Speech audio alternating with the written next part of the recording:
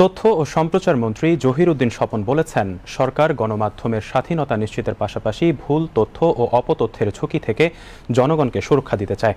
তিনি বলেন, বর্তমান প্রযুক্তি বিশ্বে ডিজিটাল প্ল্যাটফর্মকে একটি নিয়ম নীতি ও শৃঙ্খলার মধ্যে আনা প্রয়োজন, তবে তা একক কোনো দেশের পক্ষে সম্ভব না।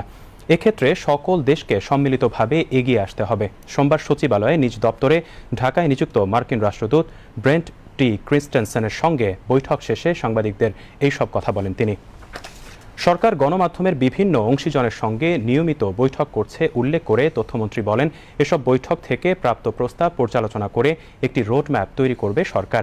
এ সময় মার্কিন যুক্তরাষ্ট্র সাংবাদিক সহ বাংলাদেশি শিক্ষার্থীদের বিভিন্ন ক্যাটাগরিতে মেধা বৃত্তির বিষয়টি আরও বাড়াতে আগ্রহ প্রকাশ করেছে বলে জানান মন্ত্রী। সারা পৃথিবীতেই এবং আমাদের জন্য তো অবশ্যই মিসইনফরমেশন এবং ডিসইনফরমেশনকে কমব্যাট করাটা একটা প্রধান চ্যালেঞ্জ।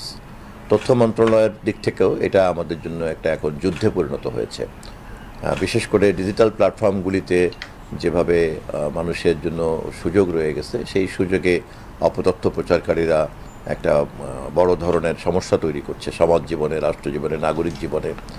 এবং সেই ক্ষেত্রে রাষ্ট্র এবং সরকার কিভাবে জনগণকে এই অপতথ্যের হাত থেকে সুরক্ষা দিতে পারে, এটা আমাদের জন্য একটা বড় চ্যালেঞ্জ। একসময় চ্যালেঞ্জ ছিল গণমাধ্যমের ফ্রিডম, এখন শুধু ফ্রিডম নয়, ব্যালেন্সড ফ্রিডমটা কিন্তু একটা ইম্পর্টেন্ট। কারণ যারা ফ্রিডম এক্সারসাইজ করছেন, সেটা প্রতিষ্ঠান হোক অথবা সেটা ব্যক্তিই হোক, বিশেষ করে যখন সোশ্যাল মিডিয়াতে আমরা দেখছি যে এই ফ্রিডমের অপব্যবহারটা এমন হচ্ছে যা সাধারণ মানুষের জন্য অনেক বেশি ভুক্তভোগী হয়ে পড়ছেন তারা। অতএব গণমাধ্যমের স্বাধীনতা এবং অপতথ্যের হাত থেকে জনগণকে সুরক্ষা দেওয়া, দুটো কাজই তথ্য মন্ত্রণালয়কে একসঙ্গে করতে হচ্ছে।